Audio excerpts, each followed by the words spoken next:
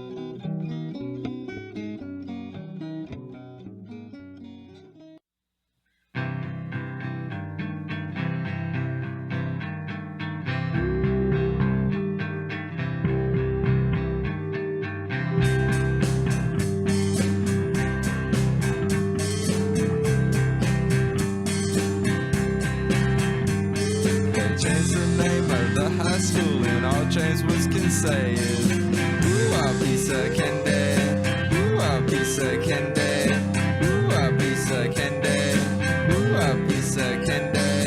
When a ball turned into a vampire, all James Woods could say was, ooh, a piece of candy, ooh, a piece of candy, ooh, a piece of candy, ooh, a piece of candy. When he became Peter's best friend, they sat around the house and said, piece of candy, ooh, a piece of candy, ooh, a piece of candy, ooh, a piece of candy. And you know that James Woods practiced his lines real well, but everything that he reads becomes real hard to spell. Everyone tries to help him, but the words just won't come out. There's only one thing he can think of, and it's what comes out his mouth. Ooh, a piece of candy, ooh, a piece of candy, ooh, a piece of candy, ooh, a piece of candy. When he comes out of his house, the women scream and shout, ooh, a piece of candy, ooh, a piece of candy, ooh, a piece of candy, ooh, a piece of candy. When they know that he's not good, the best of them always says, ooh, a piece of candy, ooh, a piece of candy, ooh, a piece of candy, ooh, a piece of candy. Reese's Pieces on the floor and watch him conversate.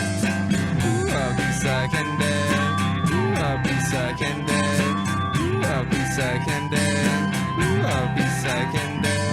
And you know that James Woods practices lines real well, but everything that he reads becomes real hard to spell. Everyone tries to help him, but the words just won't come out. There's only one thing he can think of, and it's what comes out his mouth. Ooh, a piece of candy, ooh, a piece of candy, ooh, a piece of candy, ooh, a piece of candy. When he comes out of his house, the women scream and shout, ooh, a piece of candy, ooh, a piece of candy, ooh, a piece of candy, ooh, a piece of candy.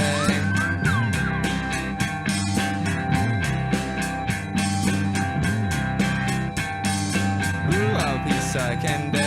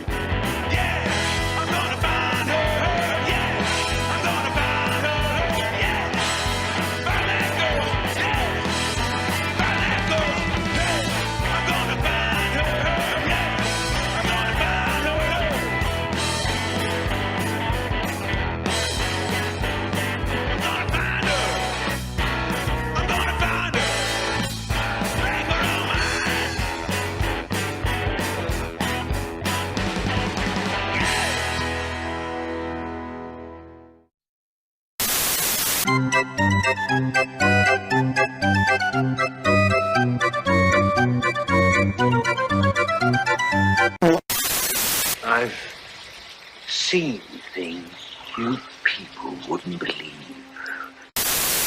So, a creature for my amusement. Prepare for battle. Fucking thing sucks!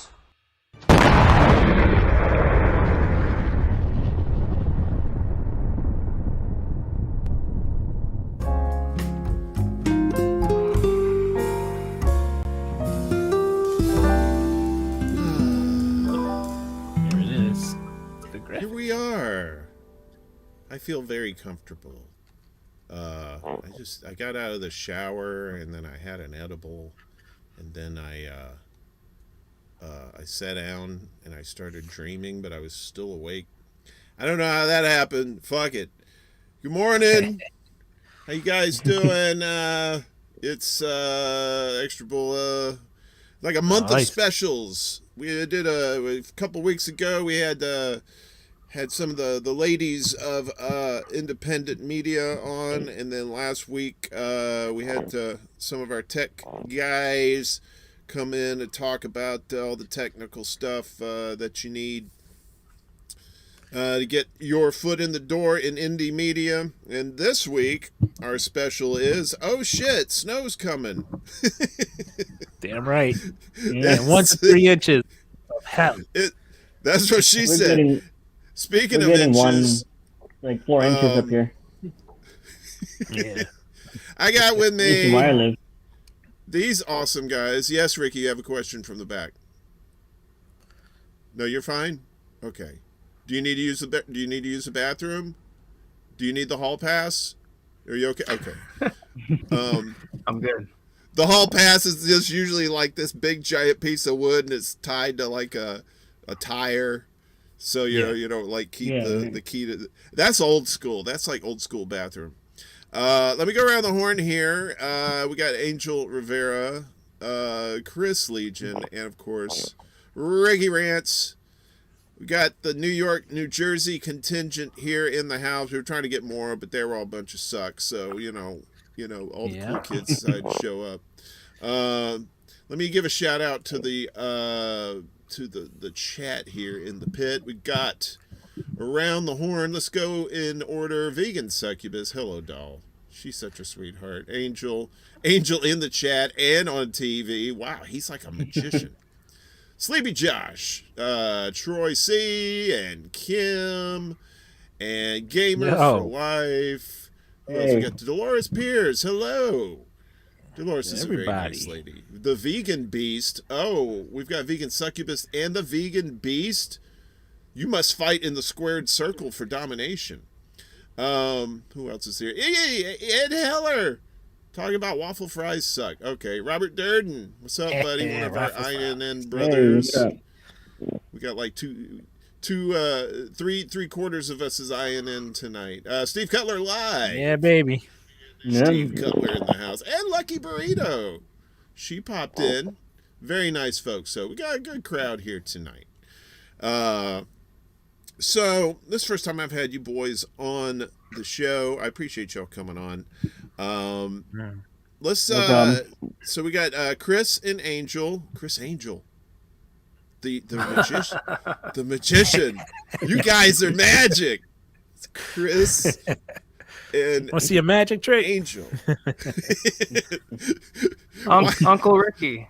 Watch the show disappear. And then you got Uncle Warren and Cousin Ricky. Cousin Ricky down there in the corner. We're the New York contingent, and Kris and Angel are across the river in Jersey. Fellas. Yeah. We're So in New nice Jersey. to see you. If you have beverages, Brandon in Jersey. get some My beverages. little brother here. All right. So we got a little bit of weather coming in. Now, when you watch the national news, they think it's going to be like the day after tomorrow, like the frozen Statue of Liberty, New York Harbor, you could drive on it, that kind of shit. But all of us in the region, we're like, we'll get a few inches. Yeah, when they say it's a few inches, then all of a sudden you get like a nor'easter, like it's like 4 feet of snow. You're screwed. Well, we used don't to- get that much snow up here, or at least in New Jersey. Well, Aren't you they guys- calling are like you- 36 inches? Isn't that what I read somewhere today? Yeah, they said this one could be That's like ridiculous. what was it? There was what was the last one? It was the one they measured it in Central Park or something. They said it was like 3 feet or something. And I can't remember how long ago that was, but A long it was time like ago. maybe 2017 or something like that. It wasn't that long ago. I don't think it's gonna do that much, but you know, because I was telling you guys before, I used to work in TV news, so I've worked with a lot of weathermen who are just very wrong, Yeah. and so And you don't get fired either. yeah, you don't. It's like, you know, as long as you're nice. I mean, they might get the temperature right every once in a while, but like actual like weather that's coming in that could fuck things up, Yeah. kind of hit or miss. Right. It doesn't matter what job position you hold in news. You can lie, make mistakes, and you'll never get fired. Actually, you'll get promoted. So. That's right. Now that didn't always used to be the case. MF Doom, No. Mad Villain in the chat. What's up, fella? No. It used to you used to have to be held to a standard in news, because news wasn't a profitable thing in the way back. No, You know, that was it pre was corporate like media. Yeah, it Who was was it that- well, yeah, but before cable news came along, yeah, your newscast, it wasn't supposed to be a moneymaker. Your TV station was supposed to provide a certain number of hours of public service programming, right? Like PSAs and children's program and stuff and news, right?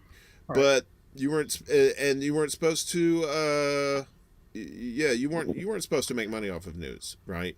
And if you had any sort of commentary on there, it was usually by like the station owner or the general manager of the TV station, and they would be talking, and at the bottom you would see the text. It would in big ass letters that said commentary, right? And then cable news came along, and then and then was it who I can't remember? Was it Reagan? Was it Reagan that got rid of the fairness clause? I think it was like I think it was Reagan. Turner was like the first one to buy a news network or something like that. Wasn't he like the first person to start it off? Who? Yeah, and then Corporation you done, started I know. getting into Clinton, and then everybody went from like 20 something owners to like 6 owners of media, and 5 or 6 today. and that's when the fun began. So 5 or 6 Weatherman, on- yeah. What's So that? It all went downhill. No, Yeah, I it said did. 5 or 6 corporations own 90% of media in this country today. Oh yeah. All right. So Ricky, since you're the one who has the least amount of background, you get to go first tonight. Ricky. You better be glad that's I- not a green screen back there, pal. They were gonna put like the flames of hell back there, or I could probably key that out. I could probably put the flames of hell behind you if you want. So Do it. no, Just to make a statement, I highly enjoy Ricky's rants. Highly. that's Awesome. the name. Yeah, I'm quite opinionated. Some people like it, and some people do not. They tell me. Oh yeah, I got the same issue. Yeah, I think that's- I just don't care. Especially these days. I just don't care anymore. And you know, like People 20 years ago, the things that you'd say on social media, it's just like everybody else would be saying it too. But now, for some reason, it's like, I know. gee, 20 years ago, Lois. 20 years ago, you could say I hid the body in the trunk, and then no one would care. Now it's like, oh, I don't want to wear a mask. Oh my God, you're a serial killer. Like, it's crazy. Yeah, I never understood that. Like the drama when it comes to like whether you're either side you're on. Like, how do you say like I don't want to talk to you anymore? You're out of my life because you're against vaccines or you like vaccines. Like, how does that happen? Like, I don't understand it. Like, I just- don't understand how I this let is a wedge issue. I It's let the them go, product of man. Vaccine. it's the product of their environment and like their society that they live in. You know, it's like I can't. Yeah. They probably do have alternative opinions to what their neighbors think, but they ain't gonna say that because they gotta live there, right? They got to live there, and they don't want to get any shit from Barbara across the street, you know, who's always borrowing sugar and shit like that. Who borrows sugar? You gonna bring it back? No, you're not gonna bring it back. You're going to you get don't want to sugar. piss her off. I never understood that. So I like our little Northeast contingent that we have here tonight. We have problems in this area just like we do everybody else. I was talking about the storm. We know it's not going to be a big deal. And our brothers and sisters out in the Midwest definitely know we're not getting anything because they're like, please. It's like Pluto weather in Chicago and Detroit and areas like that, you know, and you know, we're like in Barbados compared to those jokers over there. Yeah. So I saw my local news report talking about a winter cyclone. I'm like, that's not be a cyclone. You mean like a tornado? Yeah, that's what they said, like a cyclone. I'm like, there's no way. It's supposed to get 4 inches. Dude, I totally want to see a snow-nado. Oh, yeah, I mean, I don't want it to fuck up nothing. Don't get me wrong. I'm dark. I ain't that dark. But dude, like a tornado that's just made of snow? Dude, that would be so cool. But like, everyone's gonna call for lockdowns if that happens. Though they're like, "Oh my god, now we need climate lockdowns. We have to go back inside for another 2 years because of the snow-nado." Climate lockdown. I don't want to do climate lockdown, bro. No. There's like sharks shooting out of it too on the side. What the fuck? Who made this a Sharknado? You're right.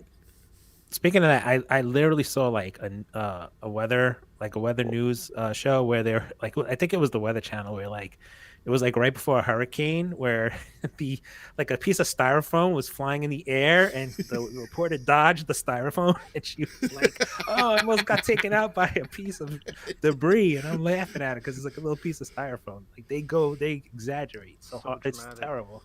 This cheap cooler I bought at the convenience store is gonna kill me and mine. We gotta run for the hills.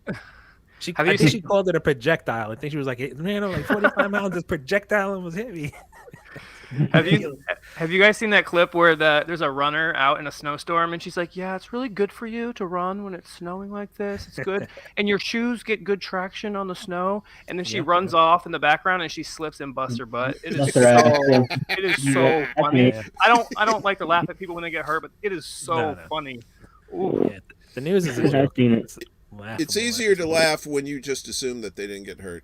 Yeah, definitely is. So I'm just saying, you know. So I did this poll. I'll just do this real quick. If a tree falls in the woods and no one is around to hear it, can I have it? And 53% of the people said yes. You can have that, you know, tree. And then the other 47% said, are you high? Which is also yes. So that's 100% yes if you add that up the wrong way. Reef Braylon in the chat. Choosy Heretics, choose Carnation Revolution now. I try to say the whole name. I don't want to just say choosy because you know that I don't want people to assume I'm being familiar. You know, you ever do that? Like you ever meet somebody and they get too comfortable too quick, like they think like you've been buddies for like, you know, 30 years or something like that. Calling you like fucker or something. You're like, no, dude, we just met like 10 minutes ago. You can't call somebody a fucker. Your thoughts, Ricky. Now, say it. Yeah. What's up, fucker? I like we've been chitty chatting. That's different. We all know each other through the tweeters. That's true. Yeah. We're tweeter buds. But now we're like facial pattern recognition buddies right now too. The CIA is totally putting squares around our heads, putting us in the database. Yeah. The CIA has files on all of us, I'm sure. You especially, Angel. You troublemaker. I see you on there. You just like, man, you cracking the whip. You're like, I don't give a fuck. Fuckers. They got files on all of us. Our porn habits, everything. Oh, I try to stay safe because I know how to accumulate bail money for others. So not so much for myself, but for other people, I can hook it up like cable. Well, they caught me off to a black site, so you'll never find me again. So. No. We'll find you. We have skills. We have a particular set of skills, Kris. We'll find you in the night. We got a tracker on you already, so it's all good. We'll find you. Ankle bracelet. The only He's way in a you can black track the black site. That's kind of racist, man. Why do you say shit like that? He's in a black site with Tupac.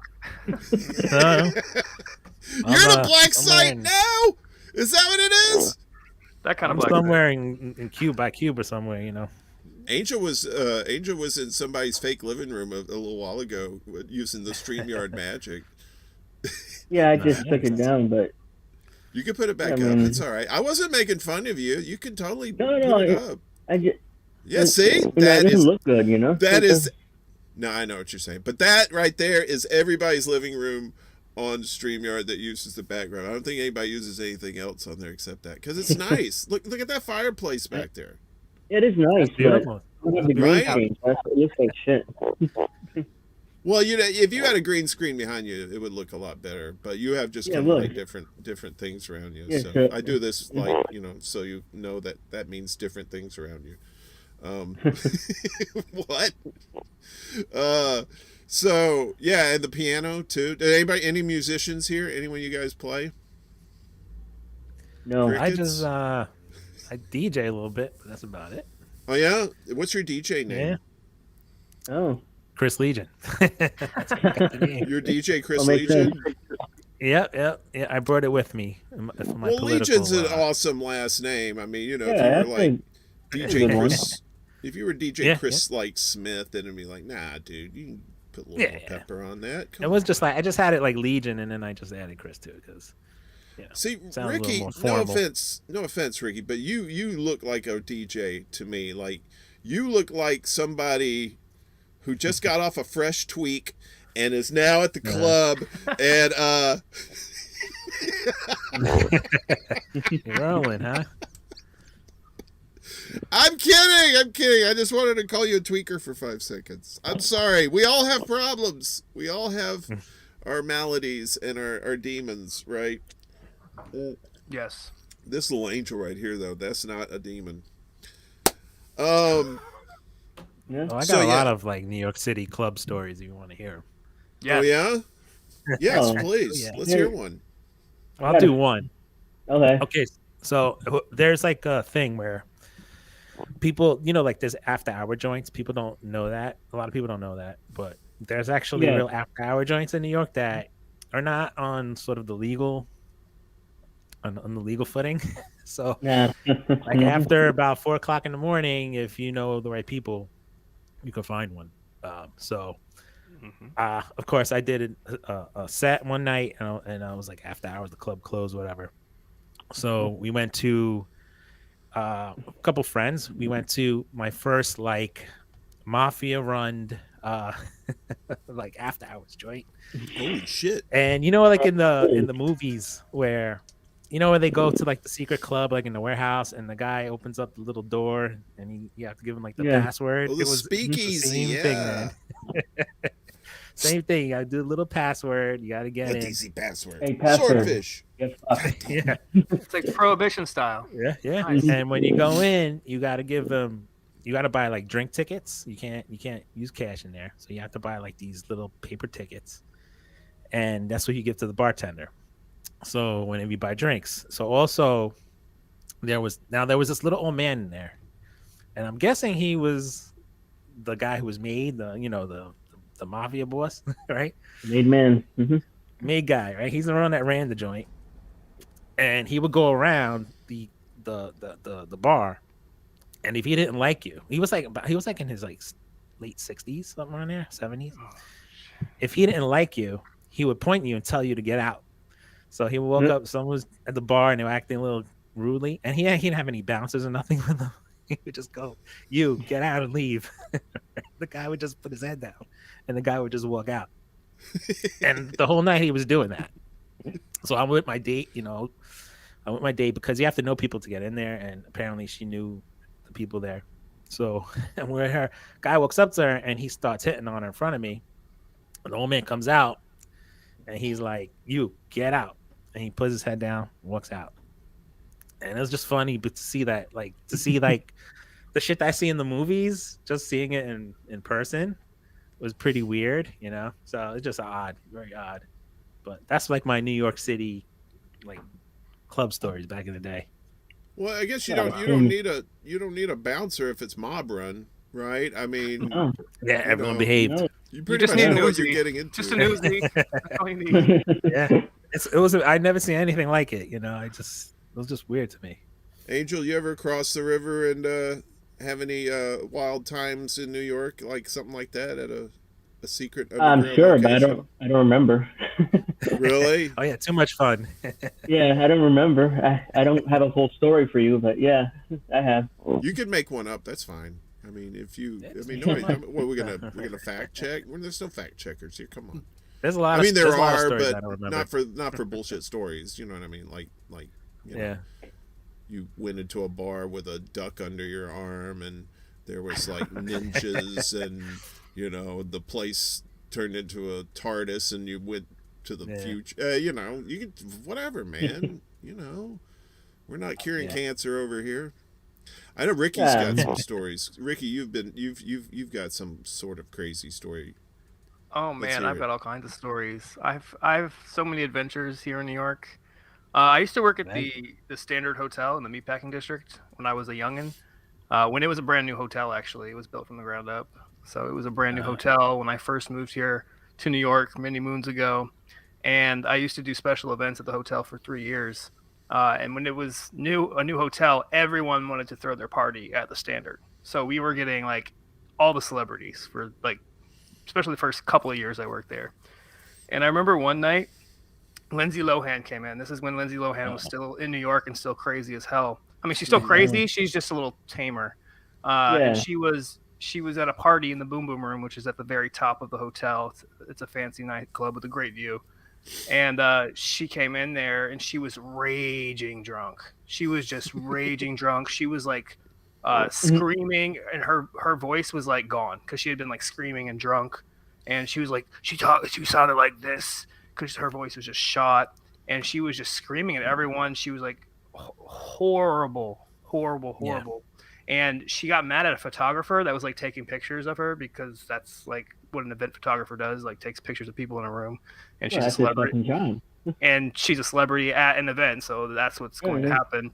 And she got pissed at this photographer. She literally grabbed a champagne flute, chucked it at the photographer, whizzed by the photographer, and hit my coworker, who's a cocktail waitress. It was like the craziest thing ever. And then like she had to be escorted like to her room, basically. Basically, when you're running one of these events at the hotel, you take people from the bottom floor up to the top and then back down. Like, and they don't stop in between, right? Because they will have 2 elevators that just run to the top for the event itself, and then the rest are for hotel guests. But I had to take her onto the elevator with her like publicist or whoever was with her, and take her to her hotel room, which is a couple floors below. She stayed at the hotel because I sure like they booked her a room because she was so messed up. And I literally had to take her to her floor, and she like stumbled off into her room. I was like, oh, Lindsay, Lilo. The stories are true about Lilo. She was a wrecking ball. Crazy. You know, when you said that she threw that glass and it missed the photographer, I was picturing in my mind like a Matrix thing where it's like it's going in slow motion, and the photographer's just like, you know, back, you know, bending backwards, and then your friend's like, no, oh fuck, you know, kind of added that oh fuck at the end. I got here when I was old, you know, so like I turned 40. I was out in LA for a few years before this, and got into some wild stuff out there. But when I got here, I said, all right, I'm gonna behave myself. But I was at a Trader Joe's party, a house party out in Crown Heights. Yeah, it was out in Crown Heights, and it was great. There was a whole bunch of people there, good music. And you know, people like, you know, hanging out in the kitchen and drinking and stuff.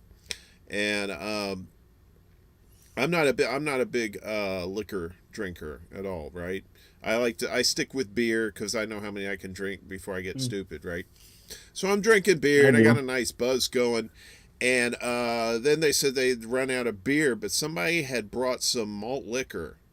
It was Cisco. You ever heard of Cisco? Yes. Oh no. Yes. Oh no. That's the face. That's the face. Wait a minute. That's the face right there. Because I said I never drank Cisco before, right? And so I said, well, and I was still wanting to drink some more. I was about to leave. It wasn't like too long before I left, but I said I had one. I had one of those goddamn things. I drank it, and I don't know. I went into another dimension. I don't know what the fuck happened. I was like insta drunk. It was just like, I don't know what happened. So the long story short, I ended up getting on the wrong bus. It was the right number bus. It was the wrong direction. And I said, fuck. I mean, I was straight up 1960s Foster Brooks, man. I got off that bus like, but I managed to get to the right side to get on the right bus. And I got on there. And fortunately, there was a couple of people from the party there who were on the bus too, and they told the bus driver, look, our buddy's fucked up. They knew where I lived, so I said, go ahead and stop at this thing, and then he'll get off. So, and sure enough, he stopped, and he said, all right, buddy, this is your stop. I'm like, and then I stumbled out, and I don't know how I got home, and I just woke up next to the toilet. That's all I remember from the Cisco. Okay. I would never. Yeah. Yo, I have friends, and I kid you not, who have gotten so wasted that they've gotten on the subway here in New York. They passed out on the subway, woke up at the very last stop, so they missed their stop, so they passed their home. They woke up at the last stop, then they took the subway back, passed out again, ended up at the last stop on the other side of the city, which is like an hour and something out. Okay. And then they woke up again, and then somehow they got home at like 6 a.m., like after hours on the subway. It's just, I did half of that. So bad. We were at this place downtown. It was a karaoke bar, and I wasn't like super hammered, but I was tired, right? And so I was going back to Brooklyn. I got on the J train, and I passed out. I was supposed to stop at the Flushing. No, was it Flushing? No. Was it? Yeah, the J. I can't remember. Yeah, the J goes there. Yeah, so I was supposed to get off at Flushing. Next thing I know, I'm in fucking Jamaica, and the train stopped, and I'm like, huh? What the fuck? I ended up in Jamaica, Queens. But I was awake to get off, but so much time was wasted. So much time. And I had to be at work again the next day. Liquor and booze. Choices. That's why I like weed. Weed you'll pass out, but you just pass out at the house. Probably. You're more it gives you a little paranoia when you're out and about, so it keeps you awake at least, unless you're just like doing giant bong rips at somebody's house, and then you gotta hop on the A to get home, and you're like, yeah. Yeah, the older you get, the easier it is to pass out, though. So. Yeah, that's true. That's a nice little perk of getting old. For you youngsters here, not too much. If you're like, I don't want to be old, it's like, oh man, you'll just pass out so easy. Yeah, dude. Yeah, but oh, go ahead, man. Yeah, I remember this one time.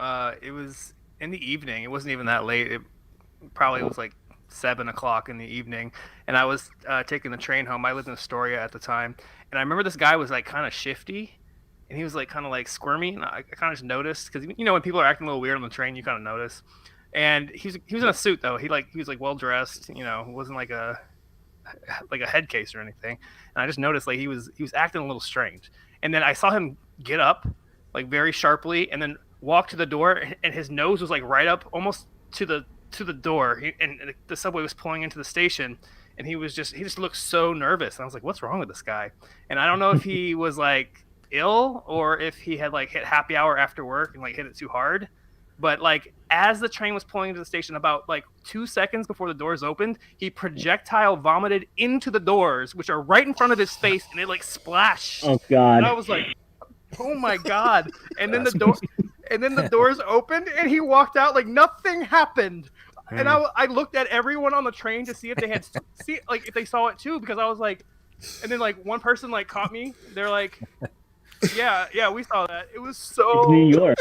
It's so New York. It's so It's New York. That's us. It's so New York. It looked like you got a pie in the It's face, like, but it oh. was a vomit pie. I've never my seen anything God. like that in my life. It was crazy. New York. It's like, oh, somebody threw up. Whatever. Yeah. I ain't gonna lie. I took a piss at the Hoyt Skimmerhorn G train stop. I was working at the TJ's, and I was working late, and you know that G train comes whenever the fuck it wants to. I love it's like if you go to the Bergen station in Brooklyn, there's an F and a G there, right? If you need the G, there'll be like 5 Fs will pass by. If you need the F, it'll be 5 Gs pass by, because fuck you. That's what the MTA 5G? says. They know. That's what they they say got about the 5G. cameras. There's that jackass. No, don't stop here. Don't stop here. That jackass is here. Keep going. That's why we call it the ghost train, baby. The G train is the ghost train. Yeah. Yeah. Good, G stands for good luck. Going, gone. It's the worst. It's the worst train. Do you guys deal with trains over in Jersey? Well, I got lazy when I don't take the train anymore or the bus. Yeah. I'll jump on a taxi or something, but no. Oh, look at you, fancy pants. Those days are over. Oh, those days are over? Yeah. The- You always get like that one, especially the bus. I really don't like the bus. I could do the train. Like I have really no issues with the train, but the bus, you always have like that one guy who yells at himself. Like you ever have that guy? When you're riding the Yeah. bus? He's One got guy all kinds of standing around. relatives on other buses in the tri-state Oh, yeah. area, so Yeah. So I've worked nights, and going to school at night. It's like there's always that one dude is either talking to himself or asking for money so he can get drugs. It's like, especially here in Trenton where I live, it's like, leave me alone. They always come to me for some reason, like I have a nice face or something. They you do always have a give me nice money. face. You're the handsome cynic. You have a nice face. Yeah, that's you true. know? But I Yeah, have but- something similar to that because whenever I'm at a bar, I have like the real drunk, the guy who's the really bad drunk. Every bar has one. Always comes up to me. He always sits next to me and starts talking to me. That's like every bar I go to. Oh. See, I y'all have that need to learn problem, how too. to put on an ugly, unfriendly face. You know? Yeah. Or maybe not wear cologne or deodorant that night. That kind of helps. But then if they're that hammered, they probably don't care. They'll just Especially when they get up in your face and they're just breathing on you. they smell much God. worse than you do. Hi, I mean, you shut up. I divorced you for a reason, you stupid cunt. Anyway, so I was saying, I was in court. Yeah, and you're like, wow, okay, fascinating. Yep. Yeah, When you well, see, While you're in court. when Looks you like see 10 it from people won't show it to afar, me. I mean, like, you just don't want it in your periphery, right? You don't want it in your area of comfort, right? But if it's like on the other side and somebody's like, I told y'all I want some hot dogs. How come ain't nobody got me some hot dogs in here? You better go get me some hot dogs. But it's like way at the other end of the train tracks. You're like, yeah, that's nice. That's I pretty hope that guy funny. gets his hot dogs. Yeah. Just don't come down here, you crazy fuck. they're usually peeing while they're saying that too. There's my hot dog. My hot dog's leaking. I broke my pee-pee. Oh, I need a pee-pee doctor. I broke my pee-pee. It's leaking. It's leaking antifreeze. Well, all right. So Angel, how far away from New York are you? You said you're closer to Philly, though, right? You're about an hour away. An hour and a half away from the city. I haven't been in since the beginning of the pandemic, but I want to go back again. I miss it. Yeah, you ain't. I don't want to live in New York, but I just like visiting. Yeah, no, that's what kills me. I took forever for me to get here, and I've been here like about as long as Ricky has, but this is my 13th year, and it is much different than it was when we got here. You know, it's kind of sad though. You know, I'm one of these guys. I like grit. I like a little bit of grit. You know. Yeah.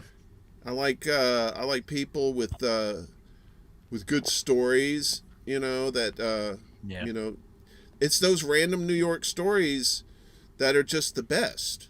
You know, because they're just so fucking random, and the place is so concentrated with people. There's just like there's millions and millions. There's 8 million stories in the Naked City. Millions of people.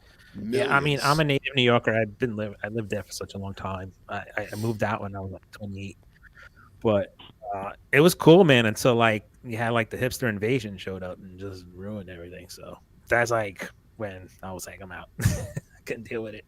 Everything just went commercialized and like, I mean, I used to go down up to St. Mark's and it was pretty cool there, and then all of a sudden it just started getting like trendy and everything. I was just like, yeah, I'm done. So. Oh no, I hate that. There's like two kinds of hipsters though. There's like mainstream hipster, and then there's like like the fucking wild artist hipster that like lives out in Brooklyn somewhere now. Yeah, I like There's those two different hipsters. kinds. No, these are like the rich ones, like the ones that have money but they dress like shit. And I hate those Yeah. hipsters. So like I'm saving the world by dressing like shit. Like no, you're not. No, exactly. you're just pissing people off around you. That's what you're doing. Yeah. Well, we was talking about that earlier. Angel, have you ever been to the East Village, Lower East Side, that area around there? Maybe. I don't remember. Because I used to drink quite a bit in my younger years, so I don't remember, but I probably have. I've been all over the city, especially the Bronx. You're like a Hispanic Bronx, Andy Cap. You're like a heavy drinker, and then do you have pigeons on your roof by chance? Do you like? Never mind. That's an old joke. Pigeons. You know the Andy Cap cartoon it's basically this English guy. He's a drunk and he goes home and beats his wife. That's a cartoon for you.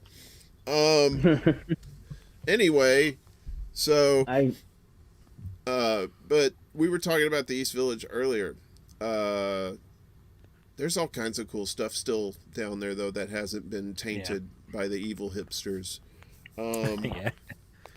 There's a great burger joint down there called Paul's the Burger Joint. Oh, that's my favorite burger joint. I'm glad you know that one. I used to go there all the time. Paul's. All the time. Dude, Paul's, we got sliders there. They were the size of regular hamburgers. You go to Paul's and you feel like you're much smaller because these hamburgers are just giant. You know? Oh yeah, Paul's is amazing. Probably the best hamburger I've ever had so far up there. Yeah, it's pretty decent. I highly recommend going there. Like if you're Freaky like that so much, he's going to go get a burger right now. He's like, I love burgers. Give me one too, man. I think you're the devil. You're the devil. Look at him float. It's a witch. Burn him. Do they still have Nevada Smith's over there in the village over there? That bar, everyone goes there. Nevada Smith's on like Avenue A, is it? I think so, somewhere around there. A lot of those bars, some of those turned over during the pandemic. I know that. Nevada like Smith's might be there. Yeah, there's still some good old bars over in Alphabet City and even some on First Avenue. Yeah. Yeah. Yeah, that area did get hit hard by the pandemic, though. There was my girl was telling me she lives over there right next to the Williamsburg Bridge. So she's more like in the Chinatown contingent around that area, but she's kind of like on the. You got this is where the East Village and Lower East Side, and then you got Chinatown, and she's like around here. And she was telling me all these businesses were just going tits up left and right, especially in Chinatown too, because those fucking leases. I mean, I don't know how anybody has a business in New York that isn't like already a millionaire or billionaire, because those leases just got jacked sky high, and those little tiny the little tiny places just couldn't survive. Yeah. Mom and pops.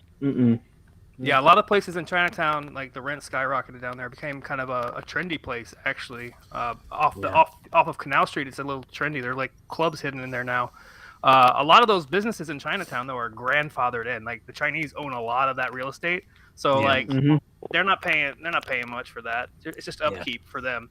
But anyone that started a business in the last several years, they rely on tourism down in Chinatown, right? If they're not like an old school Chinese spot where all the Chinese people go, all the locals, support each other basically. Yeah. But if you're a new business in Chinatown, you rely on tourism. Just like in the East Village, like some of those bars rely on NYU students. So when the pandemic hit, NYU kids were out of here. They went back to mommy and daddy, and those trust fund kids aren't, racking up those $100 tabs at the bars, and there goes a lot of your bars in the East Village. Yeah. They're gone. Like there's places in Soho too, like around there too. A lot of those. That Soho was became a ghost town. There's like a lot of boarded up places around there. Oh, that's scary. And there's a lot of money over there too. That was real surprising. But that's see, because Rick's over on the main island. I'm over here in the longest island ever.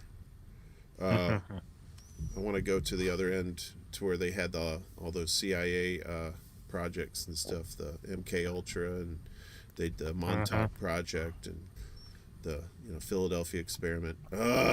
See, Ricky, we're gonna get you and Steve from Slow News Day, and I'm hoping Rick Overton joins us too, and we're just going to have like a jump down the rabbit hole night. Yeah, man. Oh, yeah. Times. Let's get a strike on your YouTube channel. Let's get a strike, baby. Join the club, baby. I got 176 subscribers, so I'm not even monetized yet. So yeah, sure, why not? Strikes are good. I'm not monetized either. So yeah, let's do some heinous shit, Angel, and like Kris too. We'll all do it. Fuck, let's gin up some business, right? Yeah. No, that's gonna be a fun time though.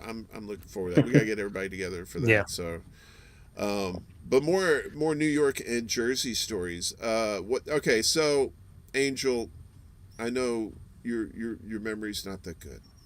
You've said so. I got a few drunk Yankee Stadium and Shea Stadium stories. Yes. Dude! Hello!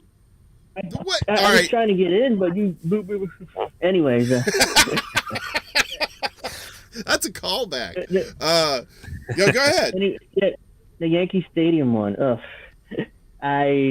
was 2000. No, it was 2004. I remember because David Ortiz was with the Red Sox. Anyways, we left Yankee Stadium, me and some buddies, and this is the old stadium. This is before the new one was built. And some Red Sox fans came up to us trying to fight us. I was like, dude, you guys are so hammered you can barely stand up. They're like, I'm gonna fuck you up. You're Yankee fans, huh? A-Rod. Like, Alex Rodriguez was here then. And they were like, okay, then they fell over. I'm like, they literally fell flat, face first. Like, all right. Okay, let's get the fuck out of here. He's like, okay. I think I kicked one of them. He's like, yeah, fuck you. And I just left. I was pretty drunk too, so I just kicked one of them. He's like, yeah, there you go. Yo, the Subway series has no chill, man. No. Then I went to talking about that. I went to Shea Stadium for the Subway series. This is around that same time, and I got drunk again. And during the game, it was like, where was I? I lost my train of thought. Yeah, I got it. Anyways, it was towards the end of the game, and there's a foul ball coming in, and I did this, and the ball like hit me right in the hand, and I went like that and slapped some. Either oh no, it was a little girl who did that. Oh no, that's not good. And because the ball hit me, and I like, oh shit, who's the little girl belong to? I was like, oh, you? I'm sorry. I fucked right off. I left the stadium. And it's like the 7th or 8th inning. Angel beating kids at the ball game. I love it. Woo! Yeah, I did that because the ball hit me, so I did that, and it was like, I was pretty hammered, so I was like, Yo. Yeah. Yo, that's crazy. Because Oh. his dad, no, her dad was coming, and I was like, nope, I'm out. I Yep, don't care gotta much I pay go. for those Shuffle tickets. off to Buffalo. Mhm. Doo-doo-doo-doo. Yo. I went back home. Grown men get crazy at these games. I've literally watched grown men snatch balls out of the hands of kids. Yeah, they have Yeah, like that's I'm like, That's you fucking- Yeah, people I've seen that are too. nasty, yo. Oh it's, man. Oh, I have some cool stories from years back. It was probably about a little over 10 years ago now. But I got hired. I've done some wild gigs here. I've got stories. I've done some wild gigs, but one of the coolest gigs I ever did by far, I was hired to promote a new season of Tosh.0. This was a long time ago. Wow. Shit. And Yeah, they had us dress up in shresses, which is basically just a t-shirt that like goes down to your shins, and then we tied like ropes around our waist, so we kind of look like, I don't know, like dollar store white Jesuses. And we went to and we had signs that said like Tosh.0. It was so dumb. And they bought us really good seats at the Yankees game. We were third baseline, second row. Oh, Like I wow. would never have seats like this. I can't afford it. These tickets were hundreds of dollars each, several Yeah. $100 each. Especially the new stadiums they built. Yeah, I think the new stadium was, I think it was brand new, the stadium, and 2009 then. yeah, I think it was 2010 when I went, so it was pretty brand new. Okay. So it was Mhm, around. yeah. It was still pretty new, and literally the tickets came with food. So we were like eating like all kinds of stuff in stresses. People were looking at us like, "What the hell is going on?" We were literally like in the fancy lounge eating all the food, and we had stresses on. And there's like four of us, and we were like trying to get on TV. That was the whole thing. They were trying to get the cameras to pan to us as we promoted Tosh.0. We got paid like $30 an hour. It was a dream job. I would do it like for the rest of my life. I don't even We care. love that job. Yeah, it was fantastic. And Especially for the whatever- Yankee Stadium. yeah, and we did. We got on TV. The cameras panned to us. Apparently, we were on TV at the Yankees game. We did it at the Mets too. I don't know if we got on TV there, but definitely got on TV at the Yankees game to promote Tosh.0, just blowing money, Tosh.0. And then, but it was really weird. Like maybe halfway through the game, like security came to us. I don't know why, because like all we were doing was sitting there holding our signs like any other fan. We just looked like a cult or something.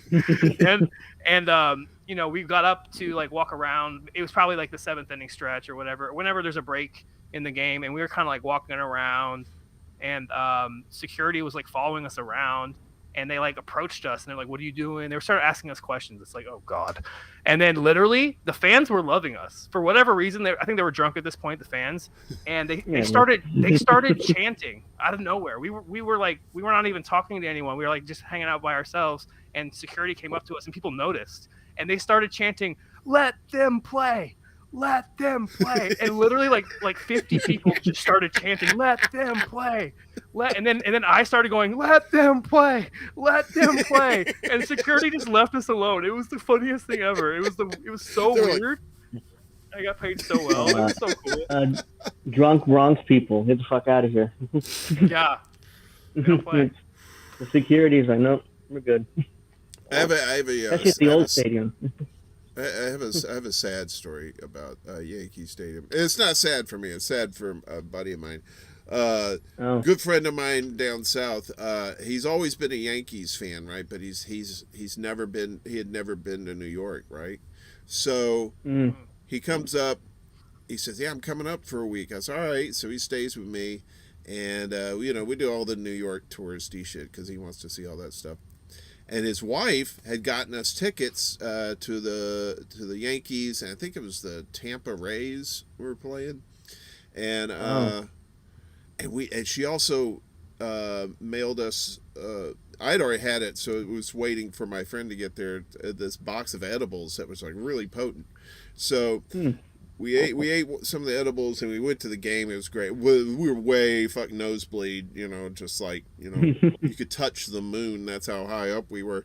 And the sad part was my buddy. He finally got to see the Yankees. You know, he was in his church. He finally got to Mecca. You know, he's seeing the Yankees, and they lose 10-0, and we got out there, and I was like.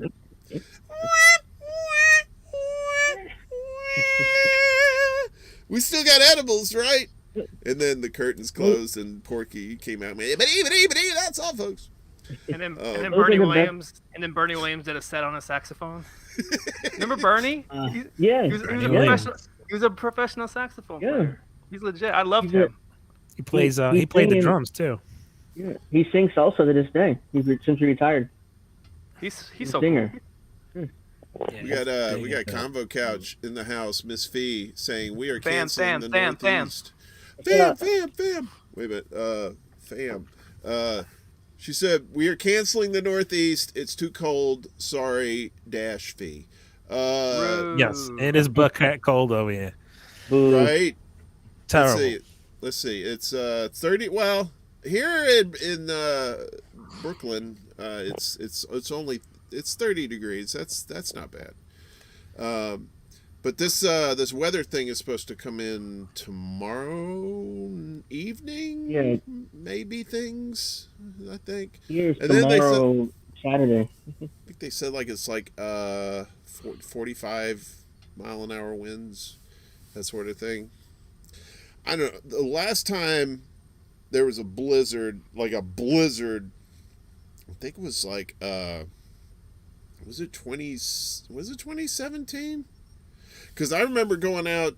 I'm over here by the Barclays Center. I'm not too far away from the Barclays Center in Brooklyn, in Fort Greene. And I remember going out and just the wind was just insane. I thought I was in the mountain pass, trying to get down to the town and get supplies. I'm just doing this shit. It was insane, and it was just especially there's a street over here, it's about a block away from the Barclays Center, but it's a wind trap. It's the wind when they bit. There used to be a tall building.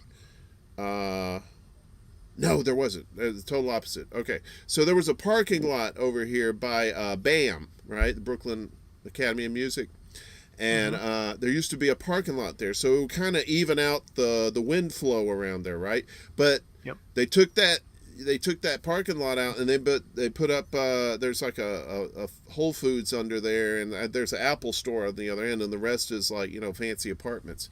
When they put that thing up, it started funneling the wind that was coming off the river down Atlantic, and it would hit Flatbush, and it would just get concentrated in these little street areas. And so you would be walking down there, and you're literally just holding on to the pole, and then your legs are up in the air. Not literally, but damn near close. I mean, that's you want to hear something about the Barclays Center since you mentioned it? Yeah. But I actually do have a source, a very credible source, that told me that they did the, when they built the Barclays Center, they did the what is it? It's pretty much I'm trying to get the word, the building project. It was run by Bruce Ratner, the big time millionaire freaking developer. The person worked for us was financial accountant. People that were doing financial accounting for him, but somebody close to that who ran that whole situation. But they were trying to build the Barclays Center. They were trying to. There was pushback from people that lived there. They didn't want to sell their homes. They were trying to relocate everybody. So they were having trouble getting them out to build the Barclays Center. So Al Sharpton, the great Al Sharpton, came into Bruce Ratner and told him that if you don't give me money, you don't pay me, I'm going to make sure that they don't sell to you, that you're not going to be able to relocate. So he went in there, and they had to actually write him a check. I know the person that was involved with that, and they had to they had to pay like one of I don't know if it was like a charity. You know how they sort of wash that money out. Yeah, it's probably charity or something. Something like for him. And then as soon as they did that, as soon as they cut him that check, Bruce Ratner cut him that check. He went to all those people, Al Sharpton, and sort of like convinced them to leave and be better for the city, to build the Barclays Center, and totally was able to like convince everyone to move out. So that's the crazy thing. Yep. A lot of people don't know that, but I found out and it was like, yeah. I didn't know that just now. Yeah. It's from a credible source, very credible source. Someone that he's like, don't you guys want a second basketball team? Come on, move. Let's go. Come on. New York is always going to be a Knicks town. Yeah, but they always do that. I mean, that's like a big thing with New York is like they do like a lot of relocating and developers coming in and jacking up prices and Oh, Brooklyn is when they had an ordinance like buildings could only be a certain height, and then once they got rid of that ordinance, was you don't even recognize it. It's like Manhattan spilled over the Manhattan Bridge into Brooklyn, and now that's like an extension of Manhattan is what it looks like. You got all these tall buildings and stuff like that, and a lot of empty buildings too, because they can't. There's people who especially like when the pandemic hit, those places were empty as fuck because they're too expensive anyway, even if there isn't a pandemic. And, you don't see native New Yorkers. Like it's very rare. Like it's when you go to New York, it's people from everywhere else. Like back, let's say 20, 30 years ago, there was a lot of like native New Yorkers there, like generational. And now it's just like a different thing. Everyone's from like Eastern Europe and all different parts of the world. And then the locals too, they don't live in Brooklyn per se. The only reason I'm here is because I got really lucky with a deal from an old schooler that's not like a corporate run apartment building, but granted it's a glorified walk-in closet. If you ever seen that movie The Blues Brothers, The Flophouse, I've seen that. it's literally that size. So but yeah, there was like all kinds of like empty buildings and stuff like that, and then they put the fucking Barclays Center there. That I still talk to people around here, and they're like, "No, we didn't want that shit." And really? Because they had the Nets. Nobody gives a shit about the Nets, and the Islanders. I think the Islanders are getting their own stadium though. They're supposed to get their own stadium. Yeah, then they played at the Barclays Center.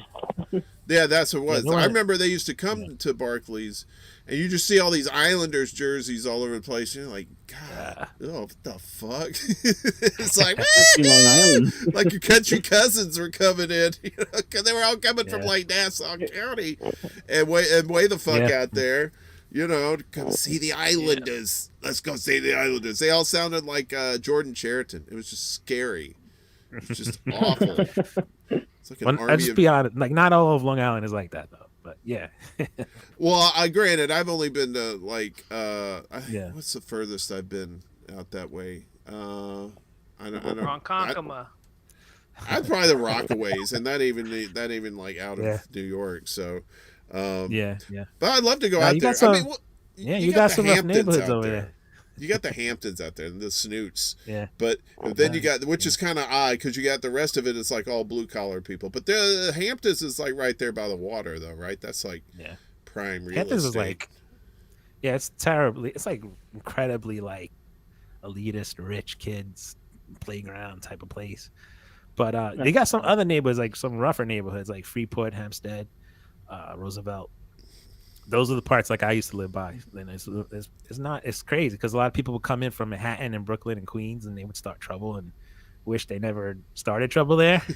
But it's crazy, But yeah, you got some really like the Hamptons. I've lived in Long Island for like 20 years and I've went to the Hamptons like once. It's just like nothing in common with like those type of the rich kids. It was like That's like fun kids and stuff.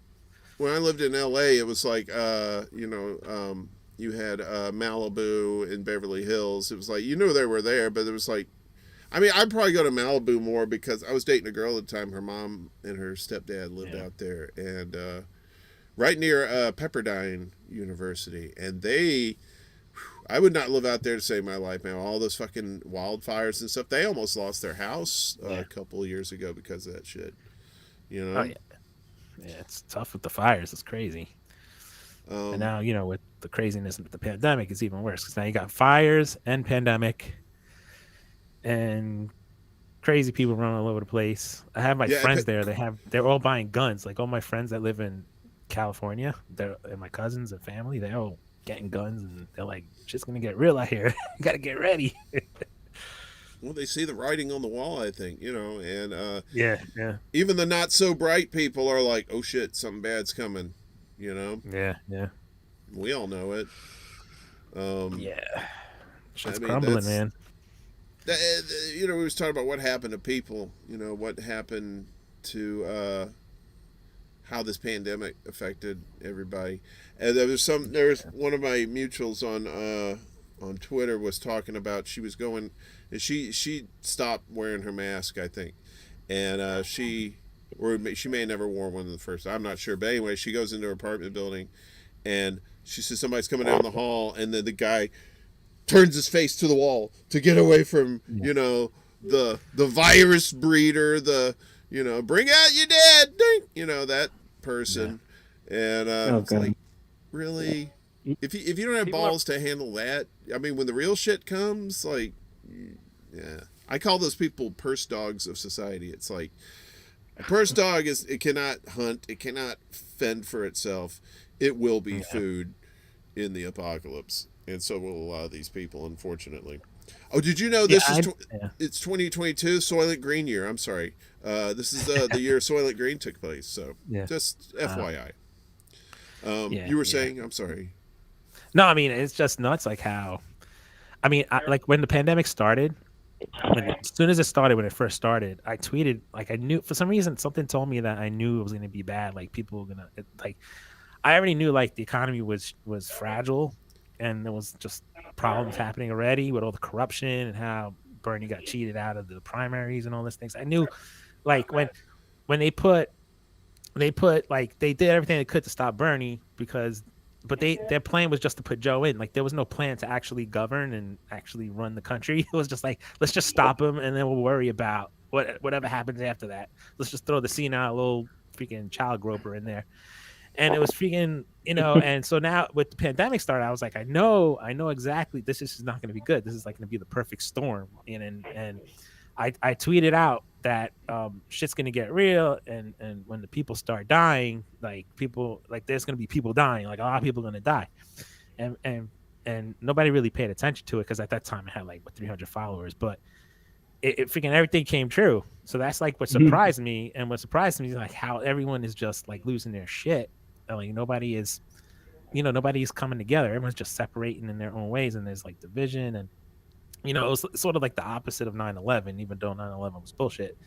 You know, it was like everyone got together. If you were in New York at that time, like everyone was like was supporting each other and everything. But this is like the total opposite of that. Like everyone's just like fighting and just causing, it's getting worse and worse. So the whole system is just crumbling in front of everybody. Do you guys remember the in the beginning when I know they were doing it around here, like at 7 p.m. at night, they get outside and they clang the pots and pans for the healthcare workers, and then And now they're like, fire the unvaccinated healthcare workers, fire the unvaccinated healthcare workers. Yeah, you went from one extreme to the other. Right, they're just virtue signaling. Yep. Yeah, beginning of the pandemic, Trump was president, and now Biden's president, so you had to listen to him. So fire all the workers. How dare they not get vaccinated? That's like what it is. It's going to be such it's all about losing control. I mean, they've lost control. No matter what side you're on, they're losing control. They don't know how to deal with it, because the only thing that they care about is capital. That's all they want. They want capital to keep flowing, investors to be happy, and they don't give a crap. Yeah. You know? Yeah, it was. I mean, there's just so many. So many cults popped up too. You when this stuff happened, because so people were so scared out of their minds that they had to find others that were scared too, and then they all clumped together and they listened to their Jim Jones telling them that you got to do this, you got to do this, if you don't get the then you're unclean and you will be the scourge of society. And so they're like, no, I don't want to be a scourge, don't want to be a scourge.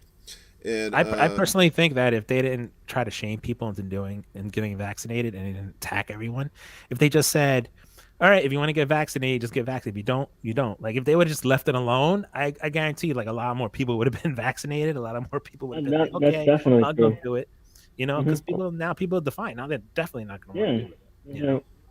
It's like, basically, fuck you. I'm not doing it. Most people are stubborn, Yeah, it's sort of like they do what the cops do. They try to scare you into compliance. Like, they get the commercials out. You better wear your seatbelt. You better not drink and drive. We're gonna get you. Like, they try to scare you into compliance, and they try to do that with everything. That's like how they get everything done now, and it's not gonna work in this time because people are so divided and everybody's fighting that nobody's gonna want to listen to them. They should just let it go. They should just say, if you want to get vaccinated, if you don't, you don't. But they didn't. They didn't do that. They're too scared. It's just got fear, and people are using this fear to control people, to try to get everybody else in line. You talk about how they say if people had just been chill about it, say, take it or don't. It's kind of like the same thing that happened in 2016 when people were scaring people into, you gotta vote for Clinton because Trump's gonna be evil. Trump, and they did it in 2020 too, and they just using this fear. They just use this fear, and people were like, what's wrong with you? You want Trump for 4 more years? It's like, bitch, we had 4 years of Trump in 1 year with Biden. And he broke whatever promises he did make, he broke every one of those motherfuckers. And then said, well, let me just add more fuel to the fire and just do some more shit that you do not want me to do. And now we're looking at shit maybe going down, in the Ukraine or or what have you. And I got I have like a list of all the Biden lies. If you want, I can read them off real quick to you. Go for it. All right. So number 1, he lied about graduating as one of the top of his class in college. I know you'll seen that video. Right. He plagiarized another politician's speech, a British politician. He dropped out the first time. That's right. He lied about the public. Exactly. He lied about the public option. He promised to cancel student debt for loans under 10K. Didn't do that. Kids still in cages. Claimed he was arrested for seeing Mandela. Right? That's a ridiculous lie. That's like a brilliant one, right?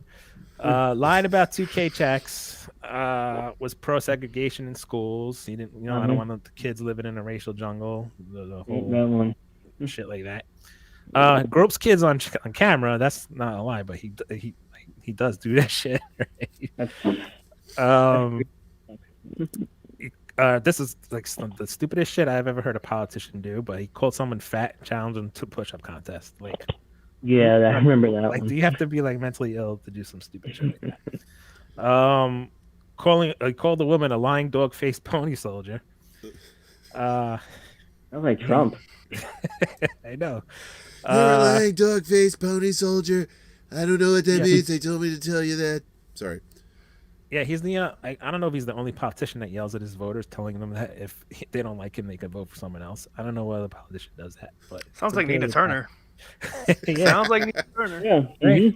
It's a great strategy. I will disappoint you. That's a type of strategy when like you're gonna win no matter what. You don't give a shit. But continuing Trump's persecution of Assange, that's another thing he's doing. Lied about his wife narrowly escaping a house fire at his home. Did that. That's one. I don't know if everyone knows about that one. That's a new one. Yeah. Said he drove an 18-wheeler for a lumber company, which is bullshit. He never did. Said he visited a Tree of Life synagogue after a massacre took place, and he lied about that. He lied about trying to stop deportations. Voted for the wars in Afghanistan and Iraq, killing millions of Iraqis and Afghanis. pushed the nefarious Clinton crime bill, incarcerating a lot of black and brown people. Threatened to veto Medicare for all, and that's pretty much all the shit that I got on his ass. You're missing a big lie. Which one? He was in a car accident when he was much younger. I think his first wife died. Is that right? Yeah, Maybe, yeah, and his two kids. Oh yeah. Yeah, and his kids. And he said that the truck driver was drunk. Oh. And he literally ruined that driver's family's life. Oh, Like, really? And he was never drunk. He wasn't drunk. Yeah, that's not true. Wow. Yep. He lied about that. Yeah. And he's Where's our Biden? president. That's our boy. He's the one That's our running the president. show. Yep. He's the guy they told us to vote for in 2020. Vote blue no matter who. Yeah. That's where we're at, boys. And just finished up 1 year. 3 to go, maybe. Yeah. Uh, I mean, if Charles Manson was alive today, he probably could run and win for the Democrats if Biden, yeah. If he can get it, so could he. Manson, I'll tell you, President Manson. Yeah, Yes. President Manson would have got it. Yeah, he would have got in. He would put acid in the drinking water, and we'd all Yeah, be. all I had to do is be like Trump. Trump's a bad guy, and he would have came in. Yeah, when Manson's saying you're a bad guy. Wow. Whoa, that's like Hitler saying, "Und you know, you could do better." You could. You're like, fuck, man, I'm getting scolded by the evil dude. So, I want to ask you, Ricky. When I had Steve on a couple weeks ago, we were talking about end of the year predictions. I know you've got. Tell me something before the pandemic that you knew was going to happen that came true, and tell me something that you think is going to happen this year. Oh God.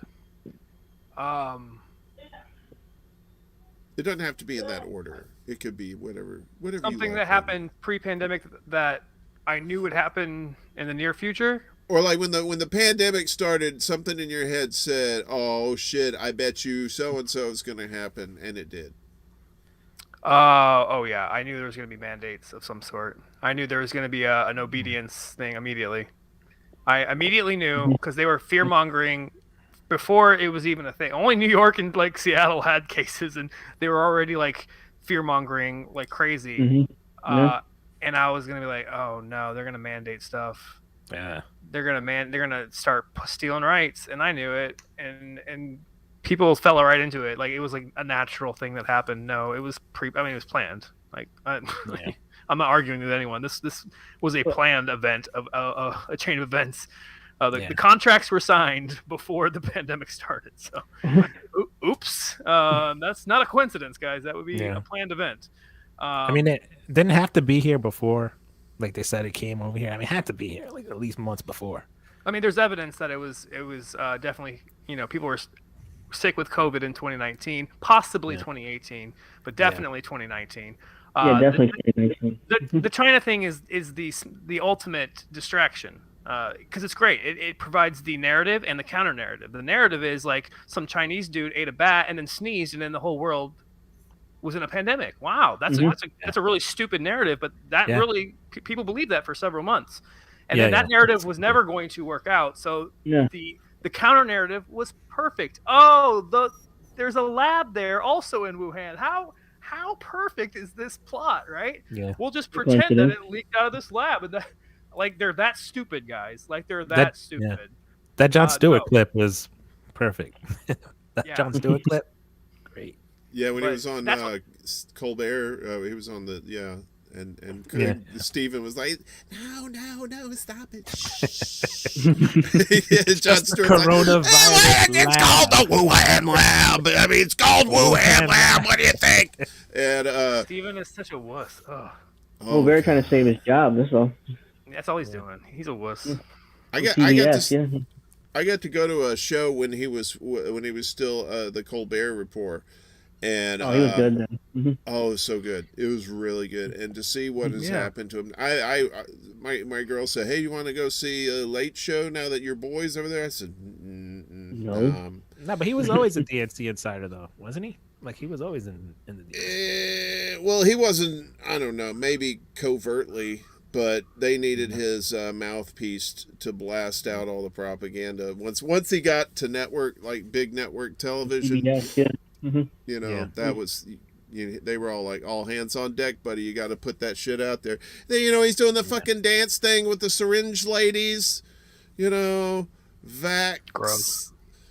Scene, SCENE. Come on. And people ate that shit up. You're like, oh my God, why are there so many stupid people on this planet? We have education. We got the internet. Come on. I wanted to ask you guys. I'm probably going to cap this off here in a little bit, but I wanted to end with the doozy. New York, 9/11, inside job. Thoughts? Definitely. It had. This is a little sneak preview for the rabbit hole show, Ricky. So, well, it had to be. I would say that it might have not been like planned out, but it was definitely it was like let it go, let it happen, so we can go in there. Let it. Yeah, Cheney ordered NORAD to stand down. Yeah, like let it happen, man. Let it happen. I would say there's evidence that the military-industrial complex, the Department of Defense, the Vice President, and Israel were all involved. I would say there's strong evidence of all of that. A lot of that stuff was suppressed. I mean, a lot of it's been scrubbed. You don't even find it anymore. Like all the evidence that was presented around that time. And then Alex Jones got his hands on it and sort of fucked it all up. Well, yeah. That's why I had to censor him off the Twitter and stuff and YouTube. Yeah. But internet existed back then, so we still have all the evidence on the internet somewhere. In the corners of the internet, you can find it. There's strong evidence that it was definitely an inside job. You can't. I mean, we have the most sophisticated defense system in the world, and everyone was either told to stand down, like you said, or they were like off duty. There's a chain of command, there's a huge chain of command in the military, and almost everyone that's normally working, they were either off or they were removed from their post or something. It was crazy. I think there was a training exercise of the Air Force outside of New York. So there a bunch of them were like distracted for that very scenario, I believe, for like planes coming into New York and how to deal with them. It was the biggest day. Yeah, it was the biggest day of war games the country had ever seen, and there were like 2 military jets that were actually available in the entire region, and there's usually like dozens of them, and they were all wargaming, and the war games all use the same radar as real life, so they didn't know if things were real on the radar screens or war game. They're like real or war game, like. So obviously it was planned because they planned it during a time where the military was completely distracted. Mm-hmm. Right. So there's clearly an inside job. You have to have prior knowledge to plan that out. Yeah. And then there was the plan for going into 7 countries in like 8 years or something like that. What was the plan that they were talking about in the Pentagon? It was 7 countries in 8 years or something. Yeah. Something like and Obama finished off the plan. Remember, it was Obama finished off the plan. It wasn't Bush. Yeah. Yeah, I mean that's like presidents are the PR guys. They're not control that.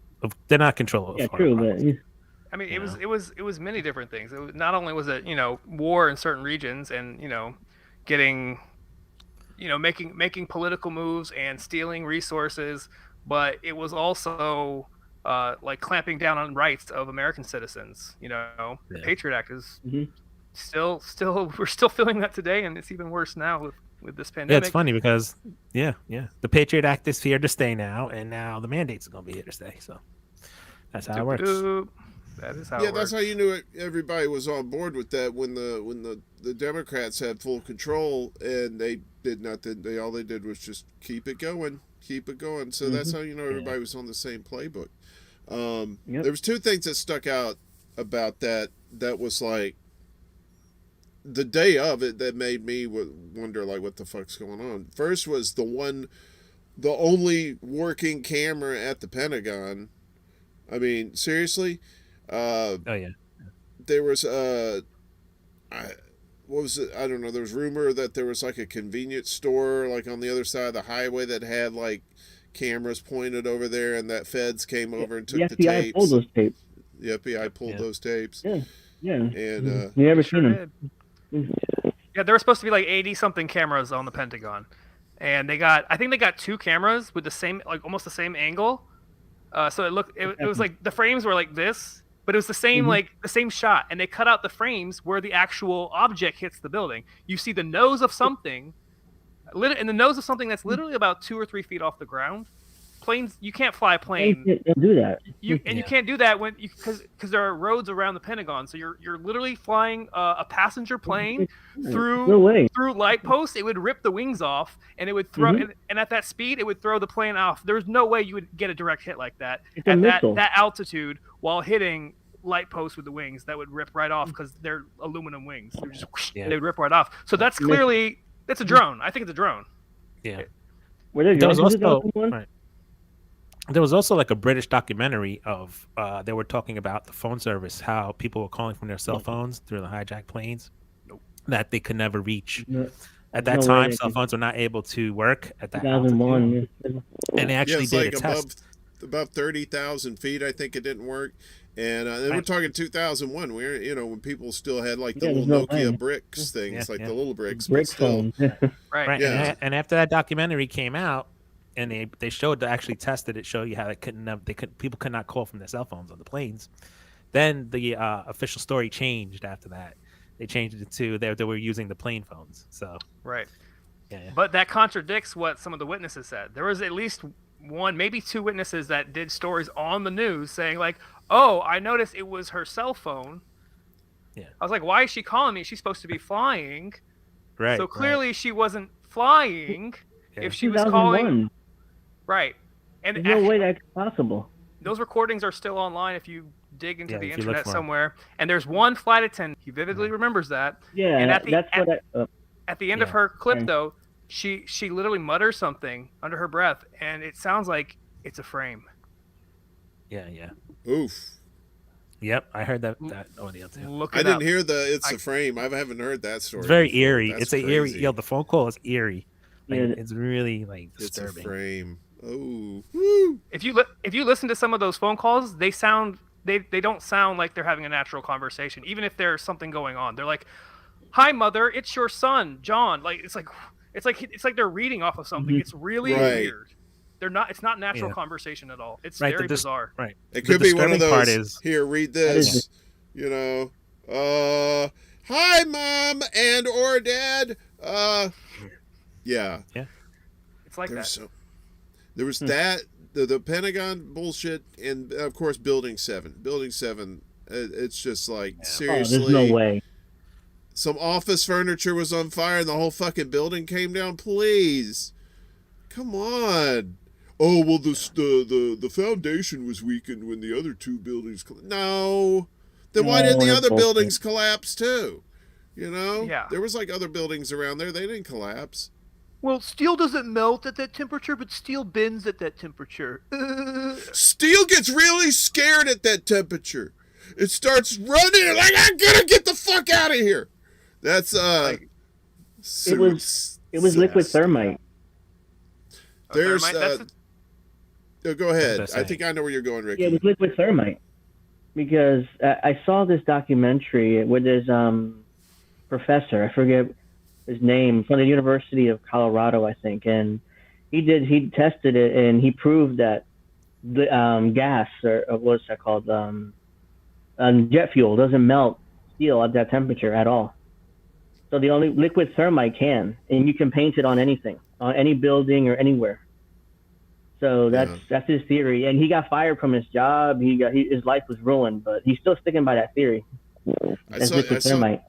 I saw pictures of the thermite that was like that was the shit that was steaming for like 3 or 4 weeks or months or whatever. Because that shit, it's like lava. You can't put that shit out. Yeah. And the support beams in the basement, you saw they were sheared at 45-degree angles. They said, well, it bent, and then like, no, these look cut into the metal. It wasn't like, I've seen metal that's bent and twisted and then you break it off or whatever, and it's always just like this was like clean, like they do in controlled demolitions. They do that beforehand to weaken it so that it can all just boom fall into the footprint, you know? Right. Like to me, like one of the things that raised my alarm was how they took the metal and they got rid of the metal right away. They sent it over to China and they got rid of it. They didn't even sift through the evidence and nothing. They just trucked it out real quick. And that was like a smoking gun for me. There are two reasons why. Covering up. Yeah, there's two reasons why I don't think the thermite thing. Well, it could be the thermite thing, but I don't think so. One is that's like a popular counter narrative. That's the truth. The funny thing is, the truth movement, the 9/11 truth movement, is like a multi-million-dollar thing. It is a massive. It's a well-funded. I don't know who funds it all, but it is a multi-million-dollar movement, and there's an organization behind it. And like I said, with these big events, there's always a narrative and a counter narrative, and usually the truth is like something else that's even more weird, like a third thing. Like with COVID, it's not interesting. It's not the wet market. It's not the Wuhan lab. It's a third thing. I guarantee you. To pull something like this off, you have to have that counter narrative, and that's where a lot of people fall. Right? That's the trap. And the thermite thing, I did look at that. I was like, oh, that's very plausible. However, if you look at the forensic evidence of 9/11, you see that like paper didn't burn. Go back and look at all the pictures. They couldn't find one filing cabinet except for one that was like crunched into a ball that was in a basement of like an ice cream shop at the bottom somewhere, something in the corner. They couldn't find any filing cabinets from the actual towers. Gone. Poof, smoke, see ya. But all the paper was flying everywhere. That was, and if you look at the street, look at pictures of the cars from 9/11. You'll see all these cars that kind of look toasted, like they've been burnt or something. But right next to those like toasted cars, you'll see trees that are not burning. And it's organic material. It would burn. It would go up, and if it was actually hot or on fire or toasted, like actual like heat.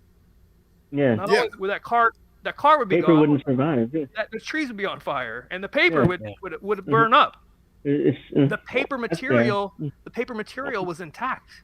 So how did all the metal things go bye-bye? See ya. They couldn't find a doorknob, couldn't find a filing cabinet, but you're seeing paper everywhere. And that's what makes me believe there is some technology technology that might be in our common language today, but was not back then. And it shows you like we spend a lot of money and a lot of money disappears. Remember the day before 9/11, the actual day before 9/11, the Department of Defense announced they had lost trillions with a T dollars. Trillions with a T. It was like 2 point something trillion dollars they had lost. And what did that drone or missile hit at the Pentagon? It hit the accounting room. It hit the accounting room. Yeah. And we all just said, oh yeah, that's just normal. What? Oh, the accounting room. What do you think the Department of Defense was probably buying with all that money? Maybe something that could take towers down, like all the metal material, and people were ripping their clothes off, like 70-something floors up. They were like taking their clothes off because they felt like they were hot probably, but it was probably something hurting them, right? They were ripping their clothes off and jumping. They were jumpers at 9/11. But all the paper materials were intact. They found money, the cash money. The coins were all mangled and stuff, and you could barely recognize the coins. But they found cash money, baby. They found envelopes. That tells me there is some trickery going on there. No, it's smoke. When there's smoke, that's what really gets you during fires. Is the smoke inhalation. And when people are jumping out of the windows, it's the smoke that's making them do it, not exactly the heat. The smoke is toxic. Everything is burning. But I have two stories on 9/11 really quick, though. My father had a 9:30 appointment at the towers. I don't know if it's Tower 1 or 2. Oh, my God. He missed his train and decided to go home, and he just turned around and left. And then I knew a lady friend of mine at the time. Her father was a bigwig up in one of the buildings. He was like the head of a firm up there. And he was having an affair with his secretary. And they went out to a hotel that day, and they were in the hotel room when the towers went down. And that's how he got caught. Caught. No. Wife divorced him. Adultery for the win. All right. It was a joy day. Yeah, it was like either if he would have never cheated on his wife, he would be dead. So it was like, what do you do in that situation? So it's crazy. His wife was literally trying to kill him. Yeah. So, She was like, Well, "Get back well, to like, work." well, I was gonna say my lady friend. She worked at Borders Books. In I think it was the South Tower, and she's always late to work. She's always late. She's supposed to be there at like 8:30 or something like that. She got up around 9:30. It was like, oh, and then she looked at the news and was like, well, guess I get to go back to sleep. Yeah. And she did. I'm like, Yeah. that's a champ right there. But it's just like so many stories like that. I've talked to guys downtown that were around when it happened, and I just casually asked him. I said, "What do you think happened?" And almost all of them said that they heard explosions underground before the towers fell. Yeah, I know that was on like some of those. I think what was it? CNN. One of those. There was people on there. Oh yeah, we heard explosions underground before it happened. No, you could hear Building 7 went down. You could hear the explosions before it collapsed. On some of the videos. Firefighters were saying that. Yeah, Covered in firefighters covered in the dust. They were like, we heard explosions. Yeah. There's clips. Yeah. So a lot of people were saying that. Yeah, a lot of people thought it was bombs because they hear explosion, but like not everything that goes boom is a bomb. That's the thing. Yeah. I knew a few of the workers there, and I mean they were finding boots with feet in them and stuff. It was pretty rough, man. It was a rough time. A lot of the guys that I know are sick now that got sick from the asbestos and everything. So yeah, it was crazy. It was crazy out there, seeing like all the fire trucks going out to the ground. Everything covered in like dust and smoke and just ash. And I was in Mississippi at the time. I was working down there, and the thing was, I was a big football fan at the time, so I was watching ESPN all morning before I was going to work at the TV station, and I got to work, and one of my coworkers was out there, was just like smoking a cigarette with this like 1,000-yard stare in his eye. I was like, I said, dude, what's wrong? He was, haven't you heard? And then he, and I went in the newsroom, and they were just like all over the monitors, just smoking tower and. Holy shit. Yeah, it was like I couldn't imagine what people who were here at the time went through. I mean, they were talking about, the trains were obviously fucked, and the people going across the Brooklyn Bridge trying to get back to Brooklyn, and oh my God, man, I couldn't. I mean, me and Ricky weren't here, but where were you guys? Were you guys in Jersey at the time when it happened? Yeah. No, I was in New York.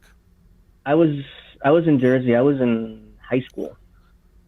Yeah, high school. Yeah, and I was in class. I'll never forget it. It was a bunch of like monitors because we were doing something, and that's all we saw was this. We thought it was an accident. That's a horrible accident. Then the second one came, and like 15 minutes later, like, this isn't no accident, and everybody looked up, like, holy shit. Yeah, and then you heard about the Pentagon, then Shanksville. Yeah. They sent us home. We didn't go to school for like 3 or 4 days, I think. I was like, yeah. Where were you at? What's that? What? You said you were in New York. Where were you at in New York? I was working. I was at Long Island. I was in Long Island at the time. Oh, okay. I think I was like in Rockford Center or something like that. But I was in Long Island, and I was working. And I have a few like volunteer firefighters that worked. I was working at an auto parts store. We had like a few volunteer firefighters that worked with us. Mm-hmm. And as soon as we heard the radio broadcast came on, and they were listening to Howard Stern. So as soon as he started covering it, all the volunteer guys, I think there was like 2 of them, but they got together and they were like, we got to go. And they just took off. They dipped out to the city, and then I looked. It was off Sunrise Highway. I don't know if any of you know where that is, but in Long Island, it was off of Sunrise Highway, and you're just seeing like all the different fire companies, like from all over the Long Island, just going down up Sunrise Highway towards the city. They were just going in like an army of them, just going all the way out there. Everyone was just converging on the city, and they locked it down. A lot of people like I knew were in the city, a bunch of family members. They locked it down. like the first thing I did was call my father to see that if he went to the city that day, because he used to work for Goodwill, so he used to go and do like sort of job fairs for people, people with like low income, get them jobs and things like that. So he had a couple of meetings there. That's when he told me that they say, oh no, he just turned back because he missed his train. He had like a 9:30 appointment. So, but yeah, it was like a crazy time because in New York, I know from Long Island to Brooklyn, people had to. I think people had to walk out of the city because they stopped all traffic from leaving and everything. I think people had to like walk out of the bridge, but it was like dead, like quiet. There was nobody outside. It was like a ghost town. You think it was bad with the lockdowns with COVID? It was just weird. Like it was just eerily quiet. And nobody was talking, so it was just an odd thing. And then like in the evening, when it sort of settled in, people realized what was going on. Everybody, I think it was like that first evening, everybody came out with candles out of the house or light candles and shit like that. So it was definitely a crazy time, but it was like during my height of my drug use at that time. So I was really, really high and I didn't remember a lot of shit. But yeah, it was like at that time it was nuts. So. That sounds like the right time to be high too. So yeah, I was really like at that time I was doing almost everything under the sun, and I was just, it was like the height of my party days and my DJ days. I see those gray hairs. I know you didn't get them just from age, so Yeah. Ricky, we're just hanging out, you're doing drugs with your friends, and you're like, man, I can't believe this shit just happened, man. Give me that. And so, I was stoner back then too, when that shit happened. And I was like, I just did a wake and bake, and I was like, oh no, you're fucking with me. Yeah. Ricky, where were you? You were gonna say where you were. Oh yeah, I was in high school in Florida actually, and I was in homeroom when the first plane hit, and we just stayed in homeroom for. I think we just stayed in homeroom that day and then left. I think kids went home early because we just sat there and watched all the coverage on TV. It was very surreal. And my homeroom teacher was also my like American history teacher. That ironic that this probably the biggest event in my lifetime in American history was happening on TV in my American history classroom. Right. So I was in computer class. Very weird. Yeah. I can imagine. I mean, because like you said, Angel said it like the first one. Oh, what a horrible accident. And the second one hits, you're like, wait, what the fuck? And then the Pentagon happens, and then, and the Shanksville too. That's another, you look the at the plane footage crashing. it looked like a ditch with garbage in it. It didn't look like a plane crashed or anything. What was the plane? The plane crashed with no plane and no bodies and no luggage and no clothes and nothing. Yeah, there's no plane. It's just a hole. It was like it looked like just like some plane flew over and dropped a bunch of garbage and shit over there. There's all kinds of crazy stories about that too. About like planes going back to like Columbus, Ohio, or something with the actual people, and these were like dummy planes. Though the one in Shanksville they shot out of the sky.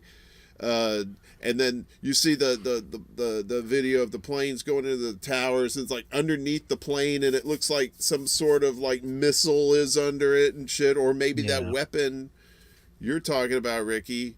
That got me thinking, man. Like, what kind of weapon could melt steel but not fuck with? That'd be like some sort of like just concentrated microwave or something, right? Directed energy. DEWs, we talk about it now very commonly.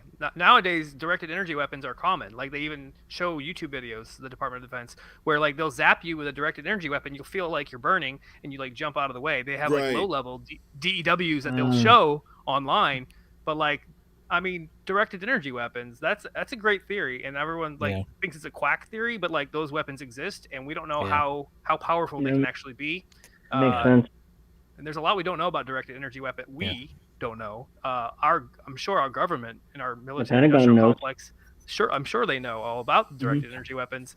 That's why I think it's something like that. It's something that affects metal, but not paper. How is that possible? If it's something that's hot, like thermite or jet fuel burning, like the paper would be gone. See ya, bye bye. Yeah. But not in this case. If you really like, I have a book.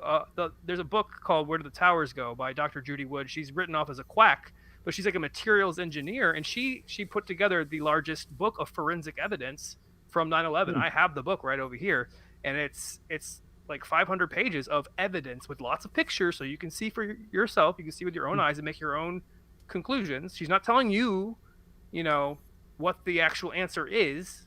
She's not really a theorist. She shows you the evidence, and then she lets you make your decision. Basically, it's a cool book, and it shows you that like there are weird anomalies, and there's no explanation.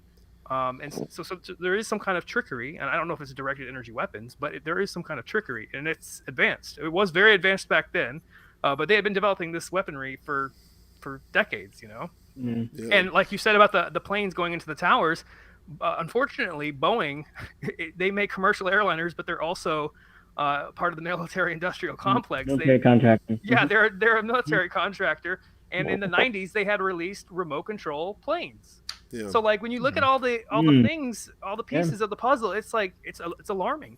And if you look at the passenger list out of DC, there's I think one plane was supposed to like have flown out of DC and then turned around and came back and hit DC or something, or ended up in Shanksville. I forget which plane that was, but there was one that flew out of DC that morning. One of the planes that allegedly crashed. And if you look at the roster of passengers on that plane, like half of them were military industrial complex. They're real people. I don't know if they ended up like suiciding them, or if they like changed their face and like got a new life, or like say, hey, we'll pay you to be a dead person on this plane and disappear. But like half of them were military industrial complex, like military ties. They're contractors or something. Very weird. It's just too weird. There's too much weird crap on 9/11. Too many holes. We can go down this rabbit hole all night. Well, I know, right? That's we should probably just do a whole show. I actually got to go soon, so can you wrap this up or something? Yeah, Angel, you can tell me know. what to do. I'm on my own damn show. We'll do the same thing tomorrow on your little show. You should have just closed it out, Angel. You should have just been like, "Oh, thank you for joining Bulla." There's a thing where it says leave it. studio. It's not the airport. You don't have to announce your departure. It's fine. No, but before you go, tell us where people can find you, and you got a live stream you got doing tomorrow, right? Tell us all about that. I got a live stream tomorrow at 2:30. I'm going to talk about the shitstorm I caused on Twitter today with stuff and I also, my YouTube channel is at Handsome Cynic, Angel Rivera, search either one. I'm also on Odyssey and Rumble and Twitch and all that stuff. Same thing, Handsome Cynic. So I'll be on tomorrow around 2:30, my live stream. I'll be Twitter, Instagram, Twitter, Twitch, and Twitter, YouTube live stream, 2:30, around there. All right, I'm rambling. No, you're doing fine. We'll see you tomorrow, man. Okay, sounds good. Thank you. You can have me on. Yeah, man. Thanks for coming on. Appreciate you. No problem. See ya. See ya. There was one thing I did want to talk about. One last thing, and I know I said this like 20 minutes ago, but we'll probably end this about 10:30. But do you guys know about Plum Island off of Long Island? A little bit, yeah. I'm a little familiar with it. There's Crazy. hang on a second. Oh, I don't know. Fuck it. It's down there. I got this book I read. It's called Lab 257, I believe. And that is some crazy shit out there. They do all kinds of like biological experimentation and stuff like that with diseases and stuff. They think that's where Lyme disease may have come from on Long Island and that part of the, like in Connecticut and Massachusetts, around that area. Mm-hmm. I'm pretty sure it doesn't have anything to do with what we've been going through the last couple of years, but that place is pretty wild. The book that I was reading about spanned decades of like when they opened it and how they had like all of these like strict security protocols and whatnot. But then as the years went by, like buildings would start to deteriorate, like important buildings that you needed like to make sure that shit didn't leak out, like containment areas were old and faulty, and there was like stories of people. They had a ferry from Long Island to Plum Island that would go out there and come back, and people were taking samples back to Long Island in their cars, like not in anything like, secure or anything like that. And I was, oh my God, that book is crazy with that stuff. And now it's just like, I think they may still do work out there. I don't know, it's to the degree that they did back in the old days. But I was just curious if you guys had ever heard of Plum Island out there, since we were talking about the pandemic. I have, and I would like to do more research on it. But it was the number one place for bioweapons testing on animals in the country for for decades, actually. And I'm pretty sure a lot of the people that came over from Operation Paperclip, the Nazi scientists, I think some of them ended up on Plum Island. So you had some Nazi, like, crazy wackos doing some crazy things on, I want to say, animals and insects, weaponizing insects too at some point. They were weaponizing insects, so just really, really horrible things. And they're like, oh, it's on an island, so it's not gonna hurt people. And yeah, you took the ferry over, and then you had to go through the whole 9 yards to make sure you don't get infected or whatever, which is just crazy. But I'm pretty sure they've, I'm sure they still do stuff over there, but I think a lot of that they tried to move that. I want to say to Kansas State University in the middle of the country. Really? Okay. Yeah, like cow country, which is like also not good. It's not good anywhere, but like probably even worse in the middle of the country instead of an island. But okay. So I've been to Kansas City. I think we're okay. We're fine. They'll be all right. Yeah. It's just they have really good steak there, though. That would be a tragedy if something happened to the steak. Yeah. I don't give a fuck about nobody. I just want some good meat to eat. Yeah, but they won't stop with this bioweapons crap, man. They just won't stop doing it. Fort Detrick is still in operation. Everyone around Fort Detrick is getting cancer. Yeah. What's so messed up is, like, we hear about things that came out like not too long ago about things that happened like decades ago, and we're just like, what the fuck, And I know, like, decades from now, like, if we're still around, it's gonna be like, yeah, we knew that shit, but we didn't know they were doing it that crazy, Like you said, Ricky. It's like there's the narrative, there's the counter narrative, and then there's the truth, and the truth is often stranger than fiction. So, that's a good place to stop. I had a great time tonight. You guys have fun? Was this yeah, it's very good. Awesome. Yeah, thank you for having us. Staying inside, out of the cold. Yep. You guys gonna play in the snow this weekend if it's any sort of accumulation? My girl wants me to go sledding with her. I said, you want me to die, don't you? You're trying to kill me, aren't you? She's like, no. If I was rich, that would make sense. But I mean, like, Yeah. Anyway. Yeah, but you don't really go far because you're long.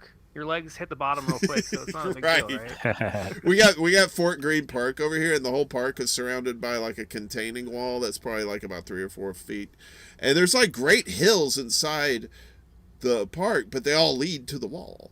And she wants to go sledding over there. I said, we're gonna hit that fucking wall, man. I said, we're not like Olympic grade sledders over here, So she's trying to kill me. So this may be the last time you see me. Just put her in the front and it'll be good. Collecting that insurance money, huh? Now she's the smart one in the group. She'll make me go in front, and I'll be like, "Oh, okay, I'll outsmart her." Oh, broken nose. I don't have health insurance. Gentlemen, let's since I guess Ricky, you're on top with me. We'll go clockwise here. Tell everybody your details, what's going on with you, where they can find you, all the good stuff. I'm Ricky Rants. You can find me on the old Twitter. That's my handle, actually, right? There. You can follow me on Twitter. You might unfollow me right after because I might offend you, but whatever. You win some, you lose some. You can also find me on YouTube when one of my strikes goes away next month. I will be back on streaming, talking about this pandemic madness, maybe talking about other stuff, but I do talk about the pandemic a lot. I think resisting a lot of the nonsense that's being pushed on us is important. Most people think it's just people have difference of opinion about safety. I think we're in a much bigger narrative that people don't understand. And I think this narrative, if we kind of just go with the flow, we're screwed. So that's my opinion. You might have a different opinion, but I'm a big resistor, and I think there need to be voices like that. So I'm maybe extra loud sometimes, and that's who I am on the old Twitter. So you can find me over there.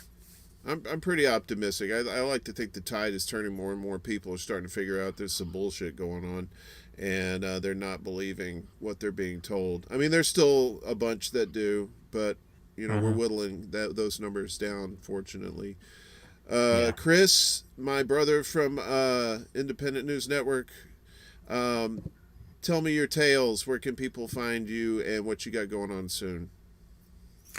Yeah, I know you can find me on Twitter. It's where I'm spend most of my time. So at Legion Socialist on Twitter. You can also check out my new channel at it's Kris Legion channel. So you can just go on there. It's on YouTube. So you can check me out there. I have a few videos on Rumble if you want to go on Rumble. But yeah, I mean, I'm just I'm gonna start gearing up. I'm still gonna do a bunch more videos because I just got my channel started. But I'm you're not gonna find a lot of pandemic stuff on my channel because I quit COVID, and I got like I was one of the people that caught it bad. I was hospitalized, and doctor said that if you didn't like go into the hospital, you wouldn't have made it. So like my wife caught it, my kid caught it, and like it was a big thing. So I usually I have my opinions on it, but I just don't like sort of like COVID out because everybody's talking about it. So I'll just listen to everybody else talk about it, and I'll get my information from everybody like Ricky and a lot of guys. So, I'm gonna just weigh my shit and just see how it goes. But I'm more into like anti-imperialism. I'm like deep into stopping the oligarchy and sort of trying to find a way where people can get together and unite and see like the big picture on like who's really ruining the country and the class warfare that we're having. So I'm more concentrated on that as far as I think if we can solve the ruling class, if we can get them out of power and we can sort of govern where everyone has a say and to get the things that we want, I think that will solve a lot of the problems. That will fix it will help with COVID. It will help with getting people better health care. It will help with stopping the wars. But we have to really start uniting and stop fighting and go to the core of the issue. So that's basically what I talk mostly about. I am a little bit of a realist, so I may be a little bit doom and gloom type of person, like not very fun to talk about, like we're the empire is going to die and a lot of people are going to die. I'm just like, I'm sort of like a realist. I'm a little bit of a pessimist, but it's all out of like just trying to hopefully that we all get together and finally say, you know what, let's just fucking stop all the shit that's going on. So, but other than that, you can check me out. And I'm going to try and live stream also. So that's going to come out, but I just want to get a little more videos under my wing and hopefully see what happens. So but thank you for having me, Warren. I appreciate it, man. Well, yeah, I appreciate both y'all coming on, and Angel too. I think we if we can communicate with folks that need to know what we know, it's not a matter of just blasting it out to them. It's sometimes you gotta put a little sugar in the cough syrup. You gotta ease it in there somehow, so where they can like. And I think with the guys like us, I think we're all pretty sincere. We're not like looking to fool anybody. We're not trying to grift anybody or anything like that. We're just trying to help people get educated. And I hopefully that sincerity turns into trust. And then when you trust somebody, you're more often than not willing to take what they're giving you at face value. You may still be, I'll always be just like, I don't know, for some things, but, but I'm an old man, so I've learned that. I'm with you on that. Yeah. Precious. Yeah. I'm just the average person, a truck driver. You know, everything is my opinion. You know, I try to stay factual as much as I can, but it's like I'm not. You know, I do my best, just like everybody else. So, and you do a good job. You, Ricky, Angel, you're good guys. You know, and just love the hell out of you, fuckers. I say that because I love you. I got all your information. I got your Twitter handles down below in the description. So please give these guys a follow. Check them out. Check out their videos. Ricky, I had no idea that you got dinged on. I thought maybe you're just taking a break from doing videos. So when you say you're coming back, I lose one of my strikes on February 4th, so maybe like next Friday or something, I'll be back. Cool. Whatever day I decide to come back, I come back. But yeah, I got 3. They got me with 2 in one day. The last time I did a stream, I really, well, I asked a lot of questions, and sometimes I don't admit to knowing all the answers. I ask really important questions that no one's allowed to ask anymore because we don't ask questions. Yeah. We don't have debates. We're not allowed to. And now asking questions is now misinformation. Yeah. Which is incredible because you're just not allowed to ask. This is what it is. This is the science. This is what is happening around you, and you're not allowed to question anything. Yeah. And that's a scary, scary place to be, and I will not stop asking questions. I asked a question on Twitter today, and people are like, "What are you implying?" I'm like, "Oh, I just asked a question. I want to know the answer." Yeah. They get offended by you asking a question, and it wasn't it wasn't wording it in a way. It was like, well, when your mom farted last week, like, it wasn't like a rude question. It was just like I had a question. I was like, who's done this kind of research? And they were literally they were having a stroke. I'm like, are we not allowed to ask questions anymore? If you don't like the question, just don't respond. I saw that tweet. I know what you're talking about too, and I saw the responses to it. I was like, really? You just asked a question. And yeah, that's the thing though. It's like you can't even ask questions because then they don't ask questions. You will do as you're told. 9. Sorry, that's German's favorite number is 9. So Hogan. But I'm an artist at heart, and artists, like that's what I mean. People don't know what art is anymore because art has been commercialized. But art used to be, you're asking questions. You create these things to ask questions about the world around you, to challenge power, to challenge authority, to ask the questions. The scientists are the ones that try to set out and figure it all out. The artists are like, what's going on? What's happening, guys? That's what the artists used to do, and that's what made artists cool back in the day. Like the Basquiat's and all that. They used to challenge what's happening in the world and ask these big questions. And artists don't do that anymore. Artists are influencers and and just pop stars. They don't ask the big questions, and they've replaced that with nothing. You're not allowed. That doesn't exist anymore. So I'm gonna keep going. I'm doing my thing. Everyone has a right to be heard. And if you're a real socialist or someone on the left, doesn't matter who it is, everyone has a right to be heard. And if you feel like, you don't feel someone has a right to be heard, then you're not a socialist, you're not a leftist. That's how we get out of it too, is we keep asking questions and just keep being just dogs about it, just barking. Where I want to know why, I want to know why, I want to know why, and that's how we get out of it. It's just gonna take us a little time. So, gentlemen, I appreciate you. I am extra Bulla, obviously. This is my show. Okay, yeah, I had to remember that for a second. Sometimes I think I'm on somebody else's show, and I'll get in the chat and talk to somebody, and I'm like, oh shit, fuck, I'm hosting this motherfucker. So I'm extra Bulla on Twitter, obviously. Also, W. Dearman for War Deer Entertainment. R.I.P. War Deer that got nuked because I called Keith Olbermann a whore.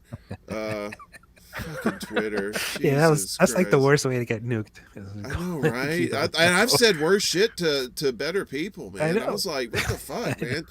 And anyway, so that's what did it. And that was a straw.